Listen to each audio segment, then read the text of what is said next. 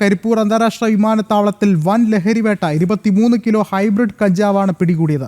അബുദാബിയിൽ നിന്നെത്തിയ പയ്യന്നൂർ സ്വദേശിനിയായ വനിതയിൽ നിന്നാണ് കഞ്ചാവ് പിടികൂടിയിട്ടുള്ളത്. പിടിച്ചെടുത്തത് അന്താരാഷ്ട്ര വിപണിയിൽ 23 കോടി രൂപ വിലമതിക്കുന്ന ഹൈബ്രിഡ് കഞ്ചാവാണ്. ശിവദാസ് കന്മനം ഒരിക്കൽ കൂടി ചേർന്നുണ്ട്. ശിവദാസ്, നിർണായകമായ ഒരു കണ്ടെത്തൽ ഇപ്പോൾ ഉണ്ടാവുകയാണ്. വളരെ വലിയൊരു തോതിലുള്ള കഞ്ചാവ് പിടിച്ചെടുത്തിരിക്കുന്നു. എപ്പോഴാണ് സംഭവമുണ്ടായത്? എന്തൊക്കെയാണ് മറ്റു വിവരങ്ങൾ?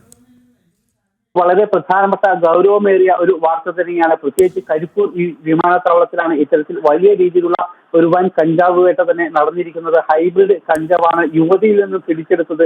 അബുദാബിയിൽ നിന്നും വന്ന കണ്ണൂർ പയ്യന്നൂർ സ്വദേശിനിയായ യുവതിയിൽ നിന്നാണ് 23 കിലോ കഞ്ചാവ് പിടികൂടിയിരിക്കുന്നത്. ഹൈബ്രിഡ് കഞ്ചാവ് ആയതുകൊണ്ട് തന്നെ ഇതിന് വിപണിയിൽ ഏകദേശം 23 കോടി രൂപ വില മതിക്കും. കാരണം ഹൈബ്രിഡ് കഞ്ചാവ് എന്ന് പറയുന്നത് വീര്യം കൂടിയ കഞ്ചാവാണ്. മാത്രമല്ല വലിയ ഡിമാൻഡുള്ള കഞ്ചാവ് കൂടിയാണ്. അതുകൊണ്ട് തന്നെ 1 ഗ്രാമിന് ഏകദേശം 5000 രൂപ മുതൽ 8000 രൂപയോളം വില ഈ കഞ്ചാവിന് വരുന്നുണ്ട്. പ്രത്യേകിച്ച് വിദേശ രാജ്യങ്ങളിൽ നിന്നടക്കം ഇത്തരത്തിൽ വലിയ രീതിയിൽ തന്നെ കഞ്ചാവ് കരിപ്പൂർ വിമാനത്താവളം വഴി കേരളത്തിലും അതോടൊപ്പം തന്നെ ഇന്ത്യയിലെ മറ്റ് പ്രധാനപ്പെട്ട നഗരങ്ങളിലേക്ക് എല്ലാം തന്നെ എത്തുന്നുണ്ട് എന്ന രഹസ്യ വിവരം പോലീസിനും മറ്റ് അന്വേഷണ വിഭാഗങ്ങൾക്കും എല്ലാം ലഭിച്ചിരുന്നു.